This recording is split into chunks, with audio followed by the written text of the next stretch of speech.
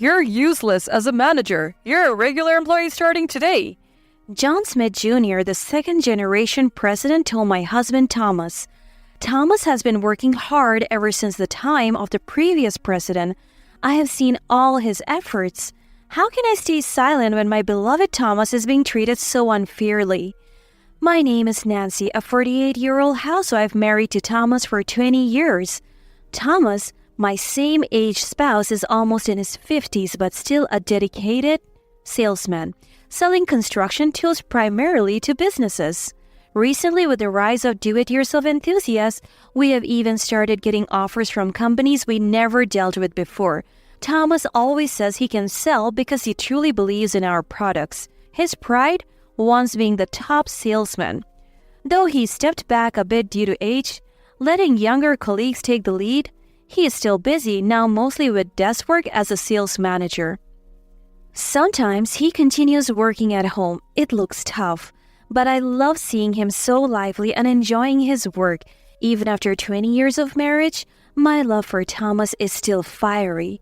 I always greet him with a smile to lighten his load, making our home a peaceful haven. I too strive to do my best for Thomas. Lately, though, he seemed down, lost in thought or sighing deeply. When I ask what's wrong, he just looks distant. Worried, I wondered if he was having an affair at his age, but then one day, Thomas quietly said, Maybe I should quit my job. What? I asked why. It turns out he's not enjoying work anymore. The reason? A change in the company's direction since John Smith Jr. took over as president. The previous president was more laid back, letting us do our thing. He used to say, do what you like. The one who enjoys their work wins. That freedom is what made the employers thrive and boosted the company's performance. But John Smith Jr. seems different. He says there is no future for the company if you just do whatever you like under Dad. Follow my orders and we'll definitely succeed. Thomas recounted about John Smith Jr. It seems John Smith Jr. is unsatisfied unless everything goes his way. In the end, he says it's because I'm old and out of touch that I give such sales directions. He told me to stick to desk work and handed over my long-time clients to the younger staff, even though those clients insisted on having me. He sighed again deeply. The company is completely different from what it was under the previous president. Oh, I really want to quit. Thomas spoke these words, but quitting wasn't simple. His livelihood was at stake, and he was at an age where job changes aren't easy. Being a salaryman is tough. Facing a dejected Thomas, I found myself at a loss for words. Thomas wanted to quit, but felt obliged to keep going because of the kindness shown by the previous president. But then something happened. Thomas came home much later than usual that day with no contact, making me worried. When he finally arrived late at night, I was speechless at the sight of him. His face was ashen and he looked like he could collapse at any moment. What happened? I exclaimed. John Smith Jr. made a mistake and caused a huge loss for the company. He said, What? I learned that the president himself had taken over a major deal from the sales department. He probably wanted to maintain his dignity as president by handling it personally, but he somehow caused a problem. He was demonstrating a new tool. See it in action at a construction site, he said, and went to a big house being built. Then, while using the tool himself, Wait, he used it himself, not the craftsman? I asked. He was showing how to use it, and somehow he destroyed a central pillar. How could that even happen? I was shocked. I wish I knew, he replied. Construction had to start over and our company had to compensate, and the client was furious. We agreed to compensate, but the client's president was still furious. To appease him, we arranged a meeting, and then... Then what? A drunk John Smith Jr. pulled off the client's president's hairpiece. What? He pulled off the hair? Does that mean it was a hairpiece? Really? Yes, calling him bald and all. Thomas nodded, nearly in tears. Later, I went to apologize. But that's the president's job. Why did you go? I had been dealing with them from the start. It was always my client. Even if it was your client, the president took over, right? And he's the one who was rude. Why should you apologize? I agree, but the president said it was your client, so you go. I had no choice. When I apologized, they just got angrier that the president didn't come. That's expected, I said. Eventually, the deal was called off. I see. And the president blamed me today, lecturing me for hours. Why? That makes no sense. Thomas's boss, John Smith Jr., was unbelievable. A lengthy lecture until late at night for his own mistake? Unthinkable, incredible. Seeing Thomas so exhausted, my anger towards John Smith Jr. surged. It was heartbreaking to see Thomas so down. I gently placed my hand on Thomas's back. Thomas, it's okay to quit that company. We might earn less, but we can find something else. I'm here too. I only work part-time now, but I could go full-time. Thanks, but I keep thinking about the previous president. It's not the same company anymore. Thomas, you'll be crushed by it. Yeah, you're right. Thomas still seemed hesitant, but then an unavoidable situation arose. The former president, who had handed over the company to his son due to worsening chronic illness, passed away. Despite the care, he died in the hospital. Many employees, it seemed, cried at the funeral. Thomas must have wept too.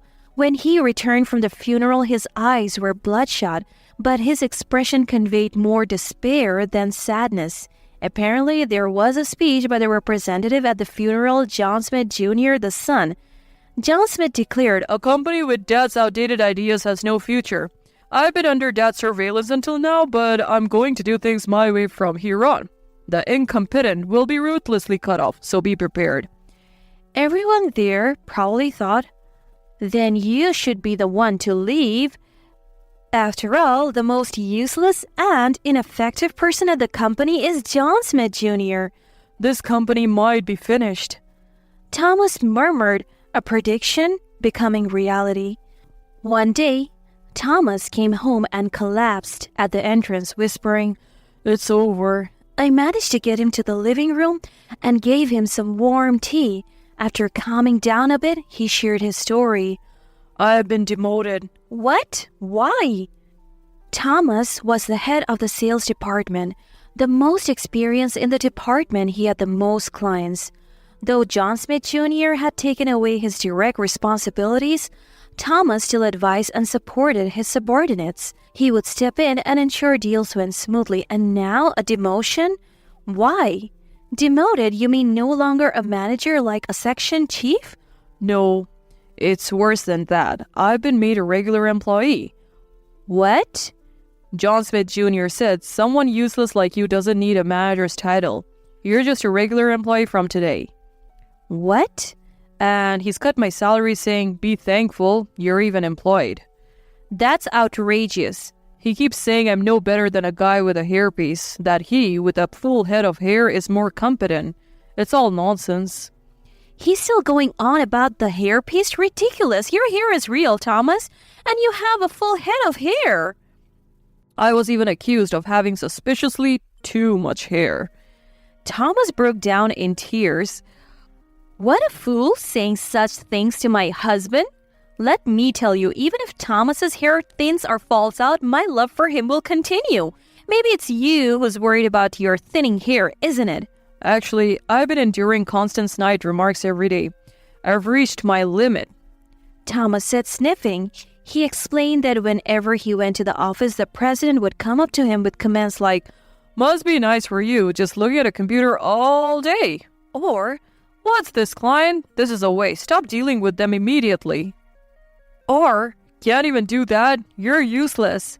It seems he's prone to making such offensive remarks. That's definitely a problem, I exclaimed. It seemed like something worth suing over. If it's that frequent, why not record it? It sounded like evidence could be easily gathered, but Thomas slowly shook his head. Suing would be easy, but thinking about what happens afterwards, if the company were to fail, it would be a disservice to the former president and the other employees. They're all good people. The former president, despite having passed away, was still someone Thomas felt in debt to. And his colleagues, with whom he had shared many ups and downs, even with John Smith Jr.'s incompetence and tyranny, Thomas's concern for the company was exactly why I fell for him, but still, I couldn't contain my raging anger. Thomas leaving for work every day with a pale face, losing his appetite amidst constant sighs, no longer showing that lovely smile he once had. What could I do for him?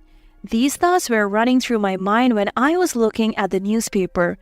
Oh, isn't this... Hey, Thomas, this is the company next to yours, right?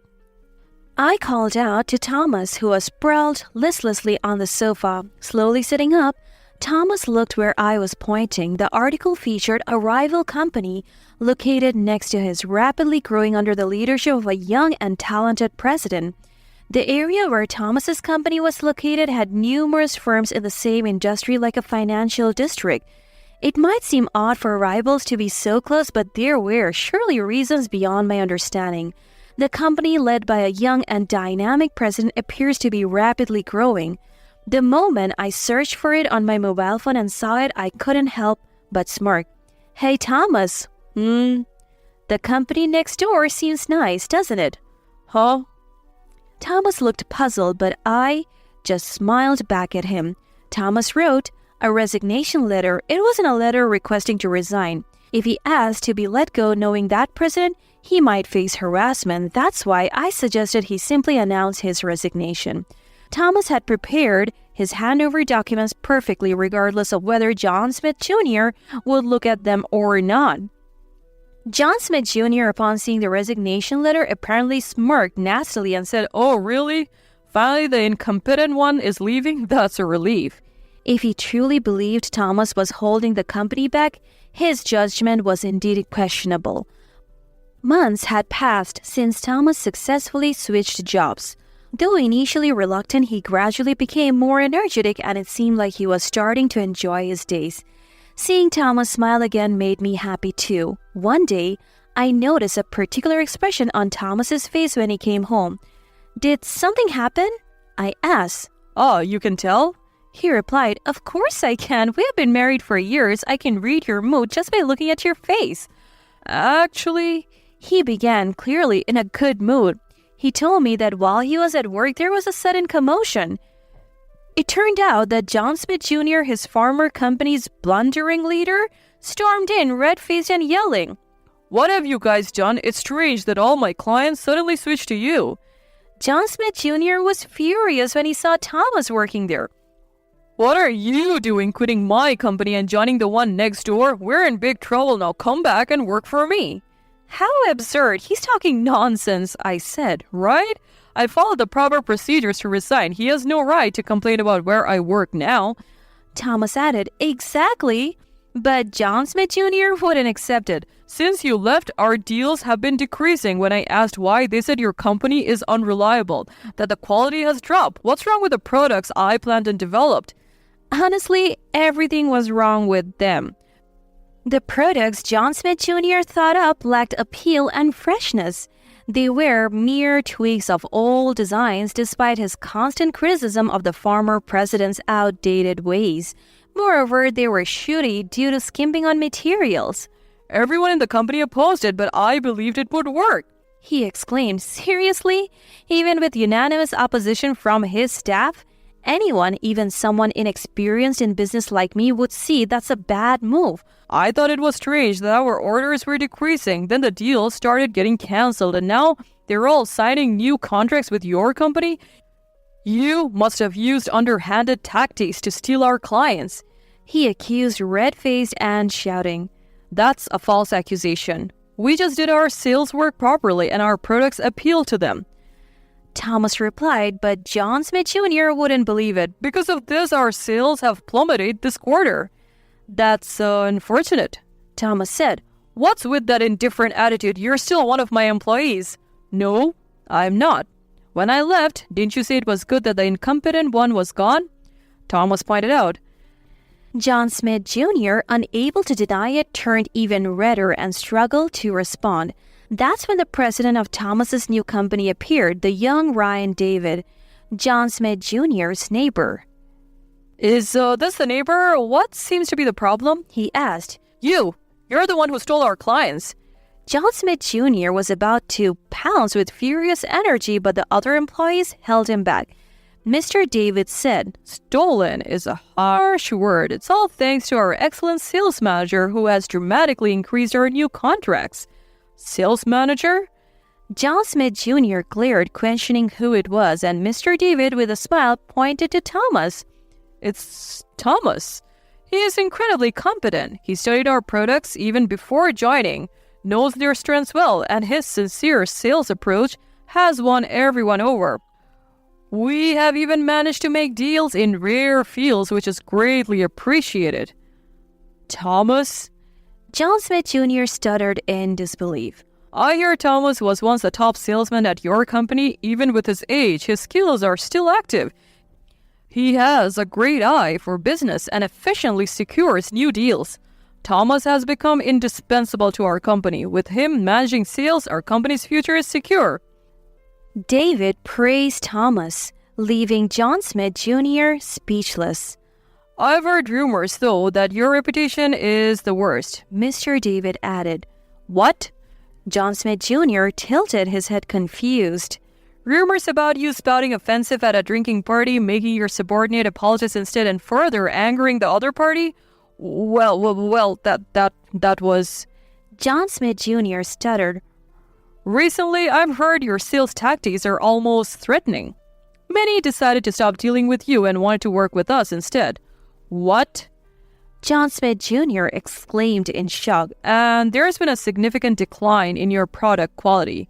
I heard you push for a product that all your employees opposed. If you don't listen to your employees, do you really need them? I'm the president.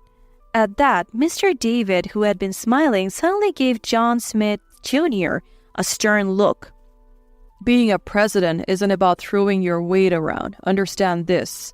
The president exists for the employees and the company, not the other way around. A president who doesn't respect the will of their employees is useless.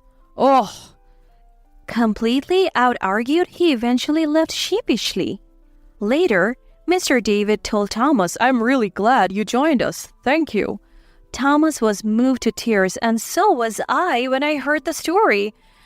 It's great for you, Thomas. It's all thanks to Nancy for suggesting I apply here.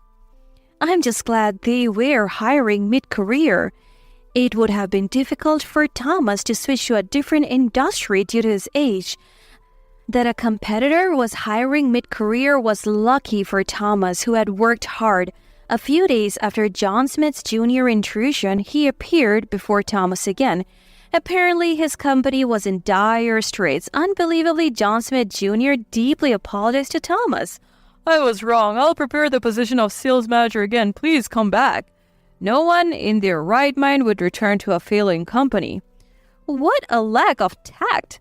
Thomas declined without hesitation, leaving John Smith Jr. speechless. Is it okay for Dad's company to disappear? John Smith Jr. lamented. That's unfortunate, but I still remember the former president's words. Do what you like. The one who enjoys their work wins. I'm currently enjoying my work immensely. Though the company has changed, I want to continue to work hard, keeping those words in my heart and, of course, at my current company.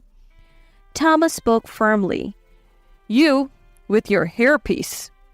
John Smith Jr. spat out a desperate insult as he left. But Thomas replied with an easy smile. This is my natural hair. Besides, John Smith Jr., shouldn't you be more concerned about yourself? It seems like your hair has thinned quite a bit due to stress. At that, John Smith Jr. was left speechless, his head hanging low. Afterwards, John Smith Jr.'s company lost more and more clients and quickly approached bankruptcy, with the business situation becoming dire. In a fit of despair, John Smith Jr. eventually sold the company he had inherited from the previous president. And the buyer was none other than the company where Thomas now worked. Thomas, having been requested by the employees, played a role in this outcome. John Smith Jr., having sold the company, squandered the money on reckless spending and soon found himself penniless. His bad reputation spread, and it was clear he couldn't survive in the same industry. What he's doing to make a living now is anyone's guess. The good products from the time of the previous president before John Smith Jr. were revived and Thomas's farmer colleagues are now happily working again. That's great for you, I said. Yeah, I wonder if the previous president would be angry. Thomas pondered. Not at all. The legacy of the previous president will continue in some form or another. He would surely be pleased. I hope so. Seeing Thomas smile as he left for work, I felt happy too. Well then, I should make Thomas's favorite dish for dinner tonight. To keep my beloved Thomas smiling, I'll keep doing my